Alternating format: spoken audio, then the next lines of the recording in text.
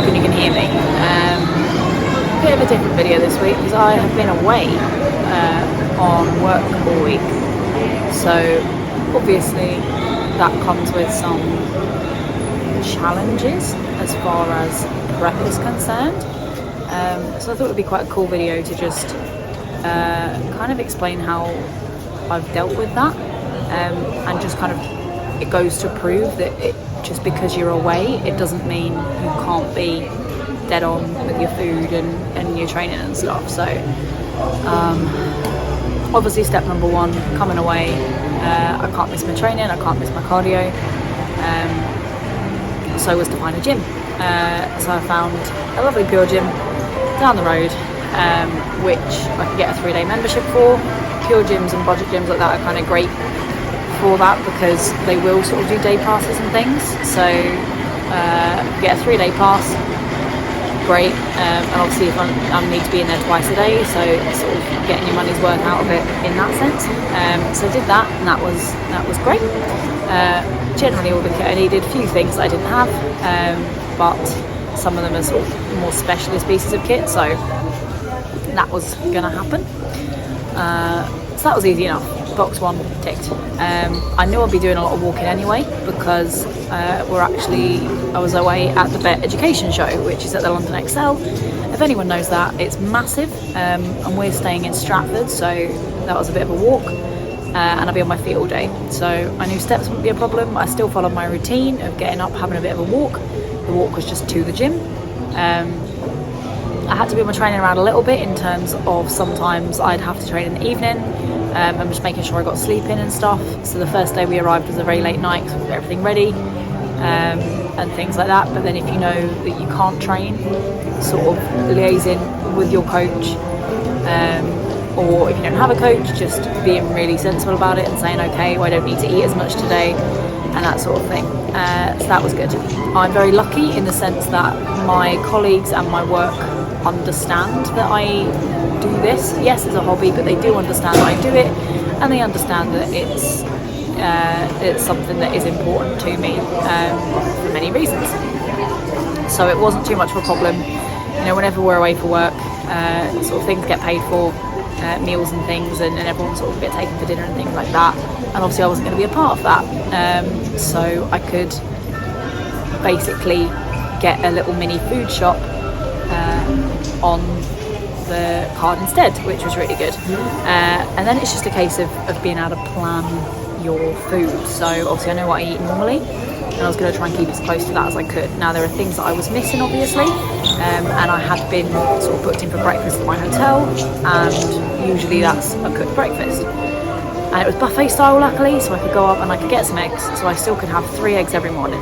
Now obviously I'm aware that often things will be cooked in butter or oil or something, so I can pull fat later in the day and just be a bit more sensible with that.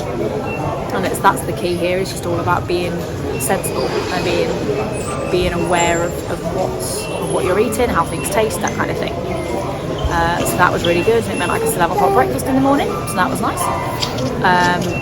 And then for the rest of the day I just sort of bought pre-cooked chicken, kind of packet rice that you get, that's sort of already pre-cooked, so I could kind of weigh that out. I could still get rice cakes and peanut butter and cereal, which was good. That's a wee dog, wee whippet.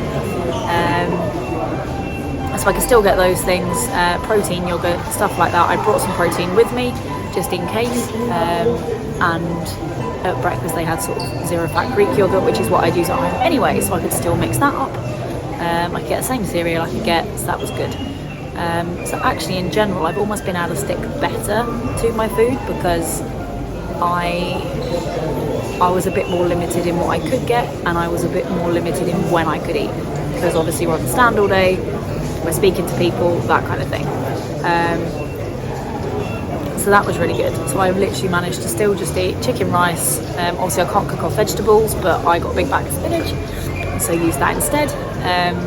And because I knew everything was going to be cold, I was like, well, cold chicken and rice every single day for a week is not my idea of fun. And we all know bodybuilding diets can be a little bit boring. And samey, so I was like, okay, bagels I know sit well with me. Bagels we'd use anyway, so a chicken bagel with spinach in it, a little bit more palatable because that's supposed to be eaten cold. So that kind of thing. And that's the key here. It's just being really aware of where you're going, what you're doing, and planning ahead. Planning and awareness are kind of the two big lessons from this. But it goes to prove that just because you're away from home, it doesn't mean everything goes out the window. Obviously, if you're going on a holiday, that could be a little bit different, but chances are if you're going on a holiday, you're using it as a deload week or a refeed or something, and you'll kind of plan for that before you go accordingly. Now, obviously, my mum now for the weekend because we're over in London, so off to see her because we've got some celebrating to do.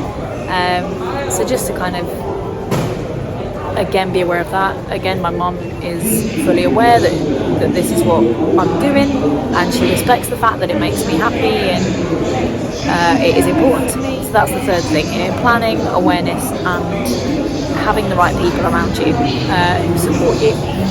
That's not always easy, and my mum doesn't necessarily agree with it, but she understands it's important to me, and that's the support that you need with things like this, I think. So she's more than aware that I'm going to come home and you know, we're not going to be able to go for meals and have takeaways like we would do normally. What's also been interesting this week is I've obviously not had access to a set of scales, so I can't weigh myself every morning. But in those circumstances, all you can do is know that you've ticked all the boxes, you've stuck to it. I've done my training, I've done my steps, and then some. I've eaten my food. I've ticked every box that I have control over. So it'll be really, really interesting to get on the scales tomorrow morning, Sunday morning, and actually see what's happened this week, because I know I've been very hungry. I've started to feel all the exhaustion and things that I remember. But what's also strange about that is I'm on more food. I'm in a very different position. This has all happened a lot later than it did before. And you know, as we've discussed in previous videos, I've had concerns this time around that I wouldn't be ready or I wasn't on the right track or whatever it might be. But actually, this week it's looking much more like I'm familiar with. And what was really lovely is I left my colleagues off to get their flight back to Belfast, and I sort of said thank you for you know, not poking fun at me and not making me feel left out and silly for doing what I'm doing. And one of them turned around and said to me, no, you should be really proud of yourself with the way you've handled yourself this week, because it's not easy, and you've done really well. And another one had said to me earlier in the day, you know, your motivation's been really nice to see. And it just goes to show that it can be done. It's commitment, and that's the thing. And a bodybuilding prep is always going to be commitment, and you're not going to find people who are laissez-faire about it if they're prepping for a competition. And you know, at this point, even if I don't end up doing it, I've got myself back to the place I wanted to be, and that's a really nice feeling. And I've proved to myself that I can still have that discipline, because the why is very different this time. And for a while, for a few weeks, Stephen actually had said to me, well, what's your why are you doing it? And I said, I don't know. And it was at that point I was really struggling, and it was ready to pack it in for this one and just go for September. But I think you need those moments to then give you the push you need, because then you sort of say to yourself, sorry, my phone's just trying to die there. You say to yourself, okay, I've come this far, am I going to prove that I can do it again? And I'm not just, you know, a one-shot wonder kind of thing, and it wasn't a fluke and those kind of things, and prove that you can not only do it again, but you can do it again and better. And that's what you can ask for yourself, you know, like improvement. And that's what we're all into physique sports. It's self-improvement for the body, for the mind, you know, building those things to be proud of. And I think this week in particular has really shown me that. So I've managed to sort of photograph a few bits of my food this week. Every now and then I'd forget, and sometimes I was sort of eating in a cupboard on the stand and stuff like that. So it's not always been possible, but in general it's the same as I've been eating every single week. So it's been good. And silly things like if we all go out to get coffee, they know it's an almond milk coffee or a black coffee. They know that, and that's really nice. They know it's sweeteners if I have to, or it's sugar free, this, that and the next thing. And I've had so many questions this week as well, and I think that's the other thing that shows it to you. It's almost easier when you're away with people, because one, people are looking at you because they know you're doing it, but two, it's what starts conversation, and people ask questions, and oh, how does that work, and how are you doing that? And I had one of my colleagues come to the gym with me this morning because she's getting into training, and she was like, oh, can I come with you? Like, absolutely. Like, it's just a really nice thing to see. But I guess what I'm trying to say, and the point of this video is, it's not impossible. Just because you're not in your routine doesn't mean you can't keep your routine. And it's those moments that show you your commitment and what it means. And it's been a really interesting week for that. And just surrounding yourself with the right people. I'm very lucky, I know that. Not everybody is surrounded by the same sort of support. But yeah, I guess I'm just trying to prove that it's doable, and it's not been as hard as I thought. I really thought there's been a couple of times when they've sort of come back with burgers or hot dogs or had a pizza, and I've gone, oh, that would be great right now, or got a pastry in the morning or whatever. But then you return to your why, and you return to your commitment, and it passed, and it's fine. Whether that's because I've done it once, I don't know. Whether it's because I know, food's always going to be there. Just because I want a croissant now and I can't have it, doesn't mean I'm not going to be able to have it. And I think that's the misconception a lot of the time, is that it's not going to be there and it's your only chance. It's not. The society we live in, food's everywhere and it's always accessible all of the time. You're going to be able to have it eventually. Return to your why and be aware of what's happening. Drink your water, eat your food. It's not as hard as you think when you sort of shift your mindset, I think. So I'll put in some sort of pictures of the week and anything on my food I've remembered to take and that kind of thing. And yeah, I just sort of wanted to kind of come on and say, there's a piano over there. Just realised this is all going to be soundtracked. Yeah. Keep your why. If you're in a prep just now, if it's your first one, these times are the ones that test you. And without the testing, you don't. Yes, you're still proud of yourself, but the tests show you your mettle, I think. And this week's certainly been that to a degree, but like I say, it was not as hard as I thought. But that all being said, I'm looking forward to getting back home and having my gym and my routine and things like that. The weekend's going to be another challenge in and of itself, so maybe I'll update you after that as well on the plane or something. But for now, just looking forward to seeing my mum and getting back and seeing Stephen, my fiance, seeing wee Belle, and getting back to my normal, really. But yeah, it's been a week. That being said, I'm also absolutely exhausted because of prep and the week, so it's getting to that point, peeps. It really is. But it's almost the exciting part. And someone actually asked me today, do you enjoy it? And I said, like, enjoy the prep. And I said, you find joy in it. I think enjoying it as a whole, it differs person to person, but you have to find the joy in it. And it's these sort of little wins that bring me joy, and that's what keeps me going. So whether that's helpful to anyone, I don't know. But yes, maybe I'll update you a little bit more later in the weekend.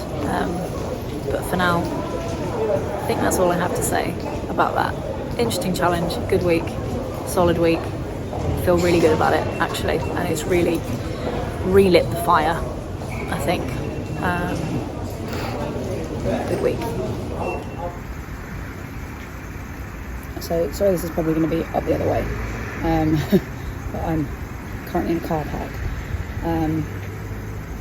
I'm feeling very reflective this morning, and I think I always do when I come home. Because I'm back in the pure gym that I started training in when, like 4 years ago, when I decided I didn't like the body I was in and I wanted to change it. Now, all about body positivity, whatever.